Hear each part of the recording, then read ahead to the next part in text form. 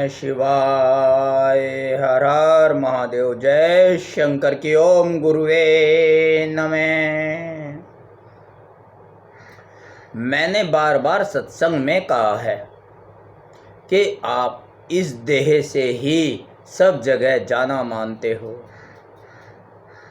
शरीर से चले गए, मन कहीं और भटक रहा है तो कहते हैं हम फला जगह होकर आए हैं, इतनी देर रहे हैं। जब मन से वहाँ नहीं थे तो आपका शरीर था। शरीर का तो कोई सत्ता ही नहीं है, कोई सत्य नहीं है, ये तो असत है, सदा रहने वाला नहीं है, मिटने वाला है। तो जहाँ आप मन और शरीर दोनों से होते हो तो यह मानना चाहिए कि हम वहाँ हैं। मैं यानी कि जो अंदर ये है मैंपन, ये शरीर नहीं है। तो मंदिर, मस्जिद, गिरजाघर, बाजार, दफ्तर, जहाँ कहीं भी आपका शरीर जाता है तो आपको यही लगता है कि आप वहाँ आए हो या आप वहाँ गए हो, लेकिन यह आपकी सांसारिक भौतिकवादी सोच है। आध्यात्मिकता में तो इसके विपरीत ही सोच है। मान्यता है आध्यात्मिकता में कि मन जहाँ होता है वहाँ हम होते हैं। शरीर का कम महत्व होता है, मन का ज़्यादा महत्व होता है आध्यात्मिकता में। आध्यात्मिकता में तो उस समय में आप शरीर से चाहे कहीं भी हों, ध्यान देना, आध्यात्मिकता में तो आप शरीर से चाहे कहीं भी हों, पर उस समय अगर मन से, विचार से कहीं और होते हो, कहीं और किसी और जगह का मन में विचार आता हो या मन वहाँ लग रहा हो या मन में ख्याल आ रहा हो, तो आप उस समय वहाँ नहीं हो जहाँ आपका शरीर है, बल्कि आप उस समय वहाँ हो जहाँ आपका मन है, आपके विचार हैं। ऐसा नहीं है कि आध्यात्मिकता में शरीर का कोई महत्व नहीं है, शरीर का भी अपना महत्व है। अगर आपका शरीर स्वस्थ होगा तभी तो आप सही से कुछ कर पाओगे, पूजा पाठ सद्कर्म तभी तो कर पाओगे। परंतु शरीर से भी कहीं अधिक महत्व मन का है, आपके विचारों का है, मन के विचारों का है। आप शरीर नहीं हो, आप शाश्वत आत्मा हो। शरीर तो ये एक रथ है, वाहन है आपका, जो प्रभु ने आपको सद्कर्म करने के लिए, कुछ कर्म करने के लिए, कुछ उद्देश्य जीवन का पूरा करने के लिए दिया है। ये आत्मा शरीर के बिना कोई कर्म नहीं कर सकती, निष्कर्मा हो जाएगी। शरीर से ही ये कर्म करती है। तो इसलिए शरीर का इतना ज़्यादा महत्व नहीं है जितना मन आत्मा का है, अंतर्मन का है। तो इसलिए इसे स्वस्थ रखना भी ज़रूरी है। स्वस्थ नहीं होगे, आप बैठ नहीं पाओगे, कर्राते रहोगे, ध्यान नहीं लग पाएगा, शरीर में ही ध्यान रहेगा। इसलिए इसका इतना ही महत्व है कि ये स्वस्थ रहे और इससे हम अपने कर्मों को सही तरीके से कर पाए। परंतु शरीर से भी कहीं अधिक महत्व आपके मन का है, आपके विचारों का है। इसलिए जहाँ यह देह है वहाँ आपका मन भी होना चाहिए। उस समय यहाँ वहाँ के विचारों से मन को बिल्कुल हटा लेना चाहिए। आपका यह जानना जरूरी है कि आपका प्रमुख यानी कि आपके लिए महत्वपूर्ण देह है यानी कि शरीर है या मन है। शरीर की तो कोई सत्ता ही नहीं है, ये जहाँ चाहे वहाँ भटकता रहता है। एक सज्जन मेरे पास आए, बोले पंडित जी आप कितनी देर पूजा करते हो? मैं तो 2 घंटे पूजा करता हूँ, उस सज्जन ने कहा। तो मैंने कहा महाराज मैं तो शरीर और मन से केवल 20 मिनट ही ध्यान लगा पाता हूँ। उसके बाद जब मन पूजा से उठकर कहीं जाने लगता है तो मैं भी इस शरीर को वहाँ से उठा लेता हूँ, भगवान से क्षमा मांग लेता हूँ। प्रभु, अब मेरा मन दूसरी जगह चला गया, प्रभु इस शरीर को भी मैं विराम देता हूँ, अब उठा लेता हूँ। बंधुओं, आप ही बताओ कि यदि कोई आदमी 2 घंटे तक पूजा पाठ कर रहा है तो इतने समय में उसका मन कितनी देर पूजा में भगवान के सामने रहा होगा। ये मन बड़ा ही चंचल है, एक जगह तो ठहरता ही नहीं। शरीर से तो आप पूजा में बैठे हो, लेकिन 5 मिनट हुए ही नहीं। जब आप पूजा में बैठे तो 5 मिनट हुए ही नहीं और ये मन दौड़ने लगा यहाँ वहाँ। पूजा में 5 मिनट बैठने के बाद ही ये मन वहाँ से हटकर दुनियादारी में उलझ गया। तो आप शरीर से वहाँ हो बेहोशी में, मात्र दिखावा हो रहा है, वहाँ रहने का मात्र दिखावा हो रहा है। पूजा का, पाठ का दुनिया देख रही है कि हाँ बहुत पूजा पाठी है, लेकिन वो शरीर से बैठा है, मन से नहीं। कहते हैं भगवान भाव का भूखा होता है। तो भाव तो आपका कहीं और भटक रहा है, मन तो कहीं और भटक रहा है, विचार तो कोई और है। क्योंकि बेहोशी में कोई पूजा या काम सफल नहीं होता। और ये जब शरीर वहाँ रहता है तो शरीर तो निर्जीव प्राणी है। अगर आत्मा निकल जाए इसमें से तो निर्जीव ही है, आत्मा ऊर्जा है इसमें। तो इसलिए शरीर की तो अपनी कोई सत्ता ही नहीं है। तो शरीर से अगर आप हो, खाली शरीर से हो, तो आप बेहोशी में हो, अज्ञानता में हो।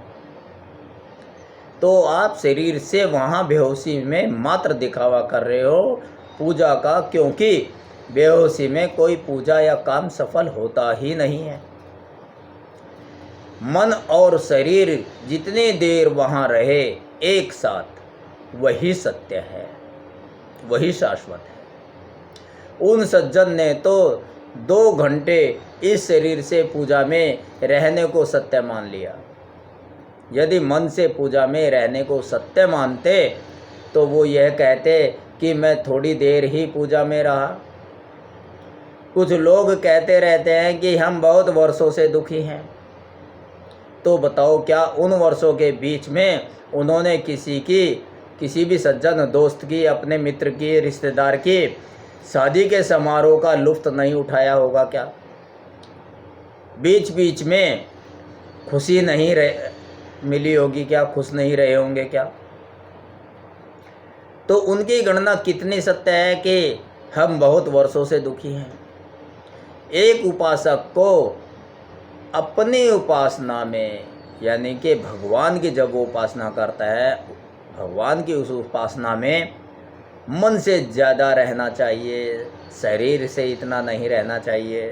शरीर से भी रहे, शरीर से रहोगे तभी तो कर्म करोगे, आरती करोगे, बर्तन साफ करोगे, भगवान के सेवा करोगे शरीर से। तो मन से ज़्यादा रहना चाहिए। आप शरीर से मंदिर में हो, यहाँ ध्यान देने वाली बात है। आप शरीर से मंदिर में हों और मन में जल्दी मची है, घर जाकर तैयार होना है, दफ्तर जाना है, तैयार होकर घर जाकर तैयार होकर दफ्तर जाने की जल्दी मची है आपके मन में, तो आप मंदिर में हो ही नहीं। मात्र शरीर से होना, मंदिर में होना नहीं है।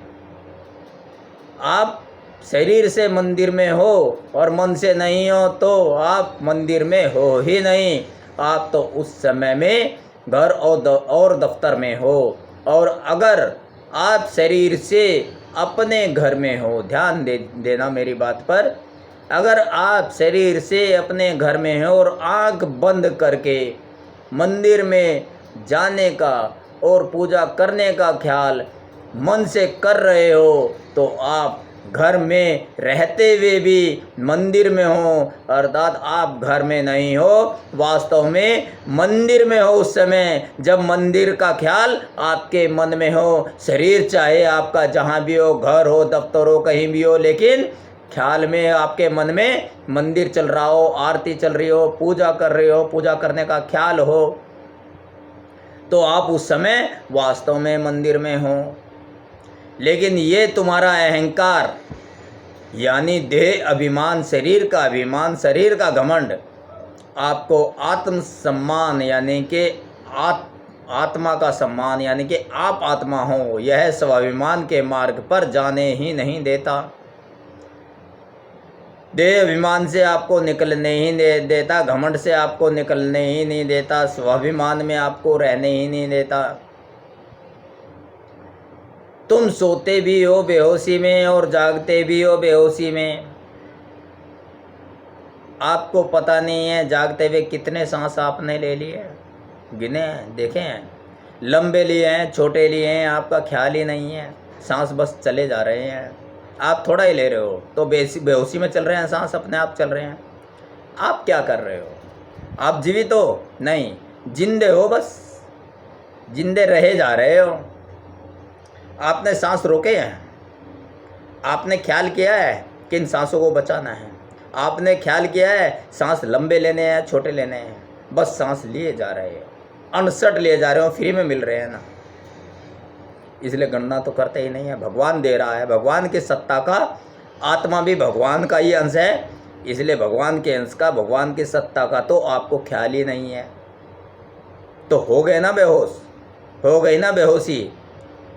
तुम्हें तो इतना भी ध्यान नहीं है कि तुम कब कब होश में आए हो। इस देह और मन के अंतर को पहचानो, इस देह और मन के अंतर को पहचानो।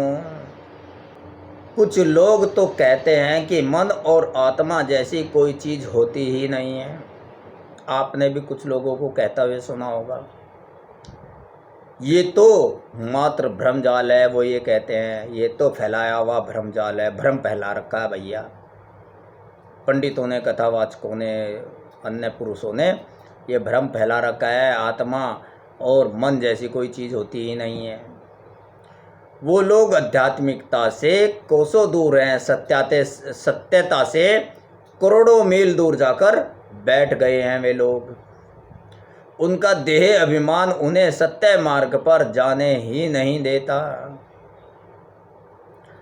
इन बातों को मैं अपनी 2 लाइनों में व्यक्त करता हूं, तो आप 2 लाइन में सारा सार समझ जाओगे। घमंड न कर, जिंदगी में तकदीर बदलती रहती है। घमंड न कर, जिंदगी में तकदीर बदलती रहती है। शीशा वही रहता है, तस्वीर बदलती रहती है। शीशा वही रहता है, तस्वीर बदलती रहती है। पहले समय में तुम सबके आंगन में एक नीम का पेड़ होता था, जो तुम्हें मीठे फल तो नहीं देता था, हाँ शुद्ध वातावरण जरूर देता था, हजारों बीमारियों से बचाता था, उसका स्वभाव कड़वा जरूर था। जब से तुमने अपने आंगन से नीम को उखाड़ फेंका है, तुम्हें मीठे से प्रेम हो गया है। कड़वापन तो तुम्हें तनिक भी पसंद नहीं है, यही भटकाऊ का कारण है। मीठे मीठे लुभावने बोल बोलने वाले मित्र और मीठे मीठे बोल लुभावने वाले बोलने वाले कथावाचक ही तुम्हें पसंद आने लगे हैं। कड़वा बोलेगा तो भैया ये तो बेकार है, ये तो साधु संत ही नहीं है, क्योंकि उनमें भी अहंकार, मीठा बोलने वालों में और तुम में भी अहंकार, समान गुण में समाहित होते हैं। शराबी की मित्रता शराबी से हो जाती है, तो अहंकारी की मित्रता अहंकारी से हो जाती है। तो उनमें भी जो कथावाचक मीठे बोलने वाले हैं, उनमें भी अहंकार और तुम में भी अहंकार। जैसे तुम वैसे वो। जिसमें अहंकार नहीं, वो पहले तुम्हारे अहंकार पर चोट करेगा, ध्यान देना मेरी बात पर।